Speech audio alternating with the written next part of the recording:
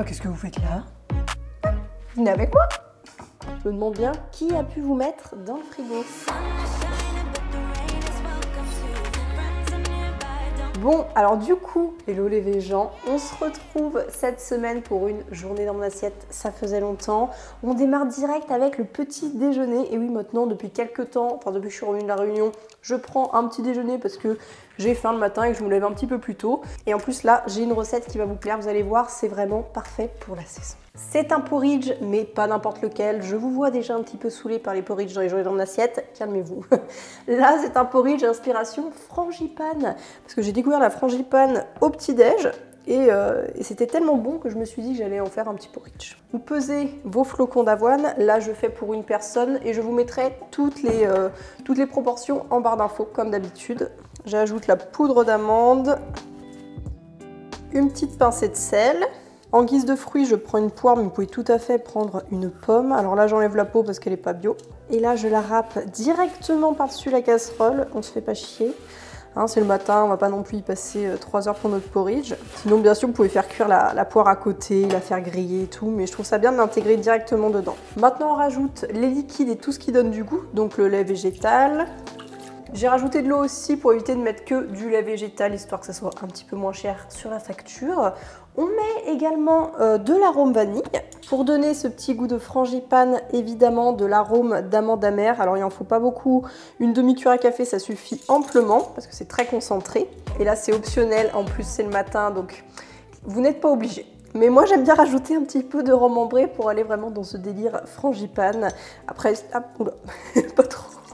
Après, l'alcool s'évapore un petit peu à la cuisson, donc ça va. Et je rajoute aussi un petit peu de sucre, en sachant que je vais mettre également du sirop d'érable par-dessus. C'est parti, on peut faire chauffer ça. Et je fais chauffer mon porridge sur feu moyen pendant 7 à 10 minutes. Il faut que les flocons d'avoine soient cuits et que le rendu soit crémeux.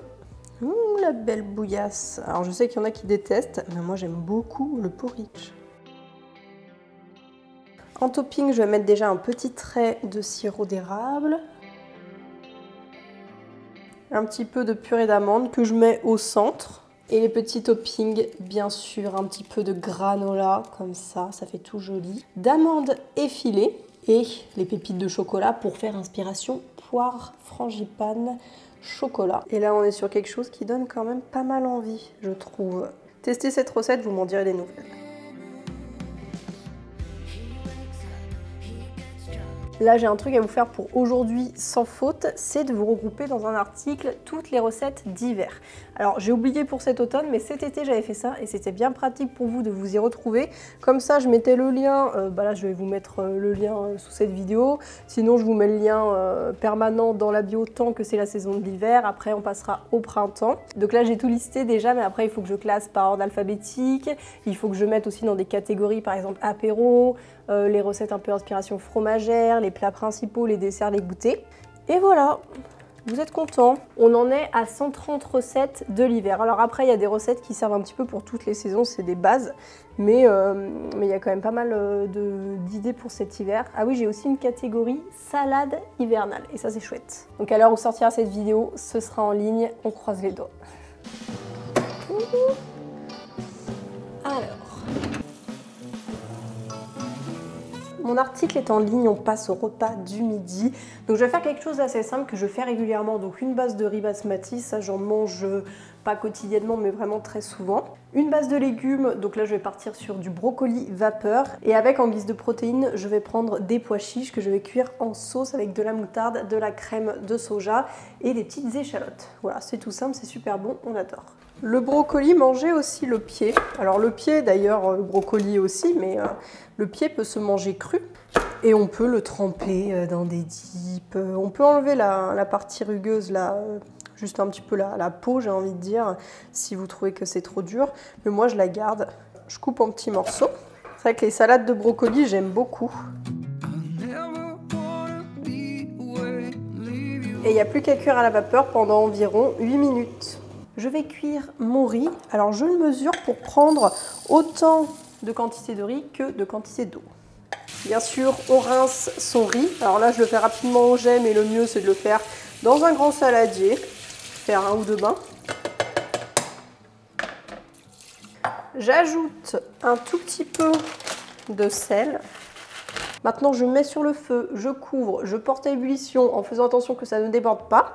Après, tu descends sur feu doux pendant 8 minutes, tu laisses cuire comme ça tranquille.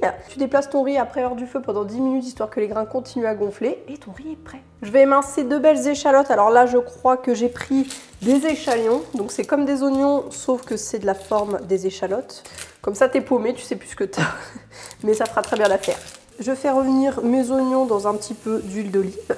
Je rajoute maintenant un petit peu de bouillon de légumes et je vais venir couvrir pendant 5 minutes. Mes oignons ont une belle tête, ils sont bien cuits. Je vais pouvoir ajouter le reste des ingrédients. On a nos petits pois chiches. Je mélange un petit coup et là je vais venir assaisonner tout ça et rendre le tout crémeux surtout. J'aime beaucoup les pois chiches grillés, mais également quand ils sont dans une sauce avec petite sauce tomate, de la crème. Franchement, j'adore comme ça. Donc là, je vais mettre de la moutarde. On peut ajuster selon sa moutarde parce que certaines sont plus fortes que d'autres. On est toujours sur feu doux moyen et bien sûr de la crème de soja. Pour une version économique, après vous pouvez partir sur du lait de coco si vous avez envie, mais bon, lait de coco, moutarde, c'est pas non plus ce qui va super bien ensemble.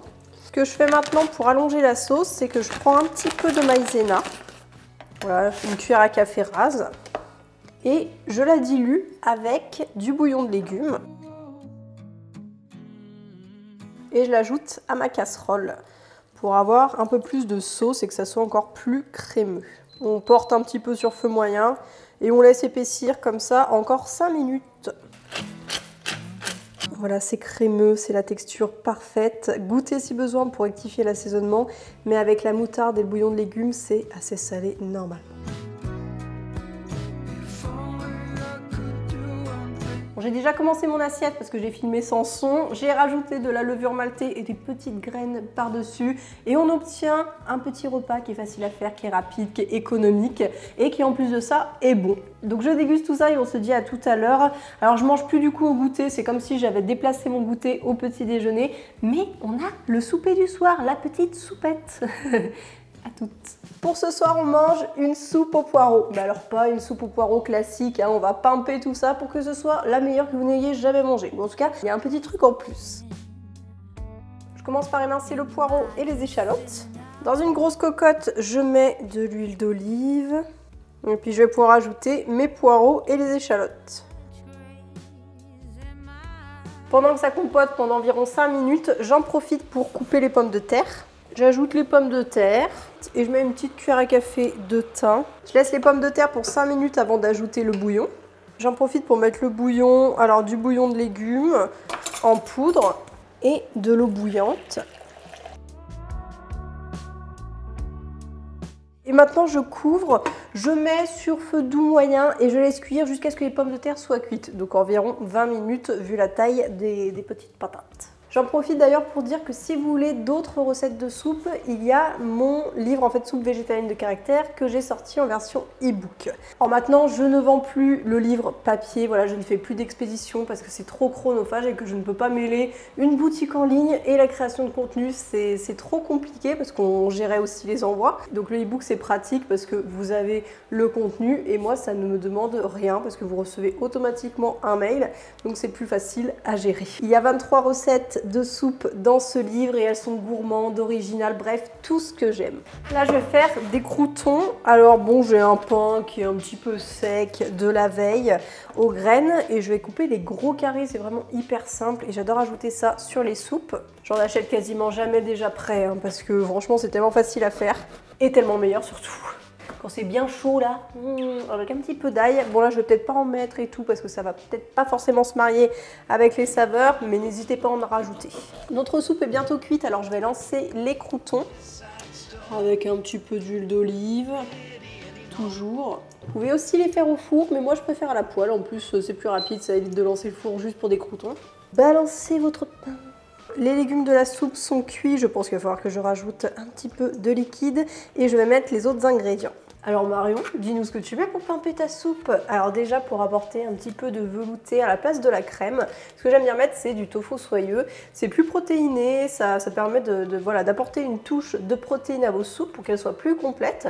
J'aime bien aussi mettre des légumineuses, mais le tofu soyeux c'est vraiment super pour apporter voilà, un petit peu de crème, de douceur. Également du miso blanc. Alors là j'ai du miso blanc qui vient d'épicerie asiatique qui est plus fort que celui que je prends habituellement et qui va très bien ici parce qu'on veut quand même sentir le miso. Et à la fin, j'ajoute également de la laitue de mer. Donc ce sont des algues qui sont très douces en goût. Après, si vous n'en avez pas et que vous n'avez pas l'intention d'en acheter, un petit peu d'algues nori, ça peut faire l'affaire, mais ça n'a pas le même goût non plus. Je préfère vraiment avec des algues vertes comme ça qui sont très douces. Si vous voulez, ça se marie très bien avec le poireau et le miso. Donc on a vraiment un petit côté umami en bouche, c'est un délice. Le miso, c'est vraiment un exhausteur de goût, donc si vous voulez, il va venir saler votre soupe et lui apporter une autre dimension. Ça va être vraiment méga bon. Les petites algues et le tofu soyeux, on y va franchement, on met le bloc. J'aurais dû faire un trou pour faire comme le flambi, vous savez. Voilà, ça part. Magnifique. Donc là, comme ça donne pas trop envie. Donc heureusement qu'on va venir mixer l'ensemble. Pour revenir au miso, vous me demandez régulièrement combien de temps on peut le garder. Alors vous le placez au réfrigérateur et il faut savoir que c'est un produit qui est fermenté. Donc plus vous passez les mois, les années, meilleur il est. En fait, il y a peu de risques de moisissure. Il n'y a que le miso blanc, selon les marques, qui peut avoir un petit peu des difficultés à se garder et moisir. Mais sinon, moi je le garde 1 an, voire plus. Il n'y a pas besoin de le congeler. À chaque fois, vous prenez voilà, une cuillère qui est propre et zéro problème. Elle a vraiment une super texture. Moi j'adore quand c'est comme ça. Et nos croûtons sont prêts, ça prend environ 10 minutes. Ils sont prêts à partir du moment où il faut un bruit de crouton. Vous voyez? Voilà, là on entend bien. J'en parsème un petit peu sur le dessus. Et voilà, ma soupe est prête, je vais me régaler. Je vais déguster ça devant vos yeux ébahis pour vous donner mon avis, même si je la connais. Et Kiki, à côté de moi, vous avez manqué? Il s'était pas assis sur sa chaise aujourd'hui. Alors cette soupe, avec les petits croûtons.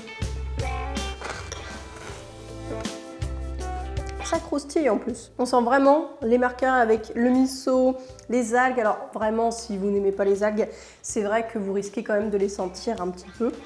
Après, ça fait pas du tout simili-poisson. Hein. C'est pas du tout, on part pas du tout sur ce terrain-là. Mais ça vient vraiment sublimer le poireau, je trouve. La soupe au poireau de Mémé, eh ben, elle envoie du pâté.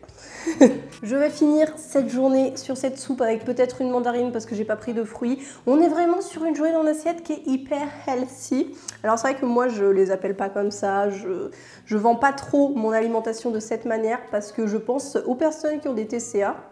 Et j'aime bien le fait que en fait, vous voyez les plats et les aliments un petit peu de la même façon sans devoir faire des classifications selon si c'est sain ou quoi. Donc c'est vrai que je ne vais jamais vous vendre les choses comme ça. Mais en tout cas, vous savez que je mange quand même assez sainement au quotidien. C'est dit, c'est fait, après on n'en parle plus. Je vous fais des bisous. Il ne me reste plus qu'à vous dire, pensez à vous abonner, à souper. Et on se dit à bientôt pour de nouvelles aventures vegan. Sun is shining, but the rain is welcome too. Friends are nearby, don't need another view. Time is not on my mind, but then it's you. Oh.